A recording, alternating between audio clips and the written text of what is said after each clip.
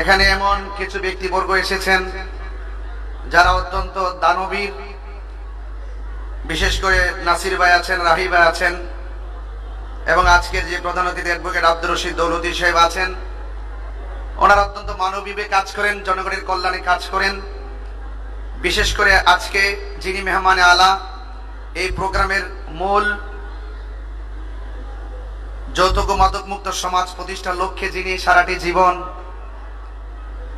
আমরণ সংগ্রাম চালিয়ে যাচ্ছেন, যিনি এই সময়ে এসেও সমাজের প্রত্যেকটা মানুষ সুস্থভাবে বসবাস করুক, সমাজের প্রত্যেকটা মানুষ নৈতিক শিক্ষায় গড়ে উঠুক, সমাজের প্রত্যেকটি মানুষ সত্যিকার শিক্ষার আলোতে আলোকিত হোক, সমাজের প্রত্যেকটা মানুষ সামাজিকভাবে মূল্যবান হয়ে উঠুক, সেই দৃষ্টিকোণ থেকে যিনি অক্লান্ত পরিশ্রম করে যাচ্ছেন পীরে তরিকত আল্লামা আবুল কাসেম নুরি হুজুর মুদ্দাসিল্লাহুল আলী, আমি হুজুরের দীর্ঘায়ু কামনা করছি।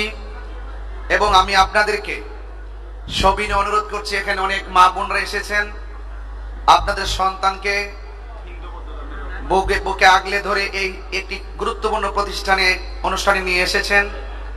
আমি ওটা দেখেছি, এখানে অনেক আমাদের সমাজের ভিন্ন ধর্মের হিন্দুরা রয়েছেন, হিন্দু সমাজের মানুষ রয়েছেন, বৌদ্ধ সমাজের মানুষ রয়েছেন, হিন্দু, খ্রিস্টান, বৌদ্ধ, মুসলমান, এই যে মানুষগুলো আমরা পাশাপাশি বসবাস করে সহশিক্ষায় শিক্ষিত হয়ে মেধার লড়াই করে আজ আমরা একটি গুরুত্বপূর্ণ বরকাতান পুরস্কার বিতরণ অনুষ্ঠানে গর্বিত হয়ে এসেছি।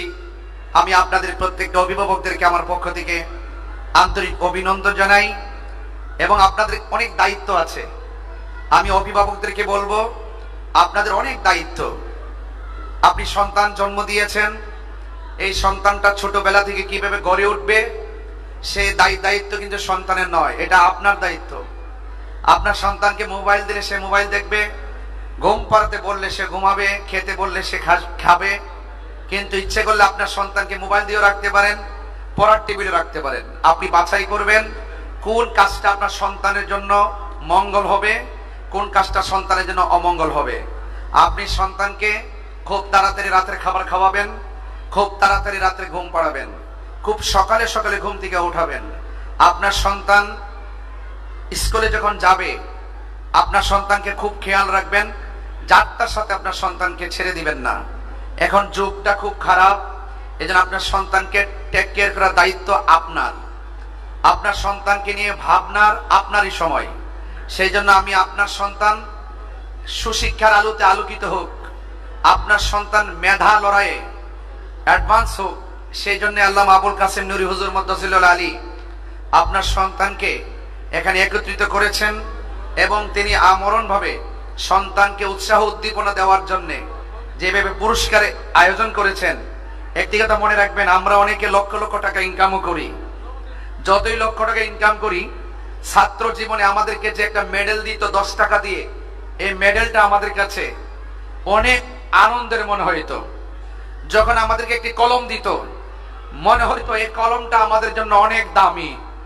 যখন আমাদেরকে একটা খাতা দিত আমাদের উস্তাদে, আমি ক্লাস 2 থেকে 1 ছিলাম, 1 2 3 হিসাবে আমি মেধা তালিকায়ও সবসময় অনেক সুবিধা আমাকে প্রতিষ্ঠান দিত। কিন্তু আমি দেখেছি যখন আমাকে একটি খাতা ধরিয়ে দিত অনেকগুলো মানুষের সামনে, তখন মনে হয়েছিল একটা কলম আমার কাছে লক্ষ টাকা চাইতো দামি। ঠিক কিনা বলেন? এই জন্য এই ছাত্রদের এই একটি কলম আমাদের অগ্রযাত্রার পথকে অনেক অগ্রসর করে দেয়। সেই জন্য আপনার সন্তানদের অনুভূতিটা আপনারা নিজেরা বুঝেন। এই জন্য আমি আজকের এই প্রোগ্রাম আল্লামা আবুল কাসেম নুরি হুজুর মুদ্দাসিল্লাহুল আলী যেভাবে সাজিয়েছেন এবং এই প্রোগ্রামের ধারাবাহিক সফলতা কামনা করছি। এবং আপনার সন্তান যদি ছেলে হয় সে যেন নিশ্চয়ই নেশায় আসক্ত না হয়, আপনার সন্তান যেন বখাটে ছেলেদের সাথে না ঘোরাফেরা করে। আর সন্তানকে মোবাইল দিবেন না। ছোট্ট ছেলেরা যারা এসেছো এখানে, যারা ছোট্ট ছেলেরা যারা এসেছো, ছাত্ররা, তোমাদেরকে বলবো তোমরা মোবাইল বেশি দেখবা না। মোবাইল দেখলে চোখের জ্যোতি কমে যায়, পড়ার মনোযোগ নষ্ট হয়ে যায়, খাবার রুচি মন্দা হয়ে যায়। এই জন্য মোবাইল একদম ধরা যাবে না। অভিভাবকদেরকে বলবো আপনারা ছাত্রদের সামনে, ছেলেদের সামনে কখনোই মোবাইল দেখবেন না। আল্লাহ পাক যেন আপনাদের সকলের সন্তানদের তোরে রহমত নাজিল করে এবং সকলেই যেন সুশিক্ষায় শিক্ষিত হয়ে সমাজ, ব্যক্তি জীবন, পারিবারিক জীবন, সামাজিক জীবন, রাষ্ট্রীয় জীবনকে আলোকিত করে। এবং আগামীতে এই অনুষ্ঠান, আমি তো আশ্চর্য হয়ে গেছি, আর কি বড় হইতো।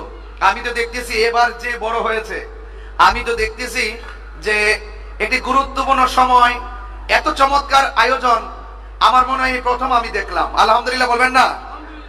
এবং আপনাদের আগ্রহ ভালোবাসা দেখে আমি অনেক মুগ্ধ। আমার অত্যন্ত স্নেহাস্পদ আজকে যিনি সভাপতি করছেন, আজকে যিনি সভাপতিত্ব করছেন এবং যিনি আল্লামা নুরি মেধাবৃত্তি পরীক্ষা পরিচালনা বোর্ডের সম্মানিত পরিচালক জনাব মোহাম্মদ আয়ুব তাহিরি এবং নাজিমুদ্দিন, মাওলানা নাজিমুদ্দিন নুরি সাহেব সহ এলাকার সহযোদ্ধারা যারা আছেন, সকলের বদান্যতায় আজকের এই প্রোগ্রামটি সফল এবং সার্থক হওয়ার ধার প্রান্তে। এবং আল্লাহ পাক যেন আমাদের সকলকে ভালো রাখে, সুস্থ রাখে। এবং বিশেষ করে আজকের প্রোগ্রামে যিনি আমার নামে স্লোগান দিছিলেন না একটু আগে, এখন আমি কি একটা স্লোগান না দিলে কি এটার কি হক আদায় হবে? এই সবাই একটা স্লোগান দিবেন ইনশাআল্লাহ। নারে তাকবীর।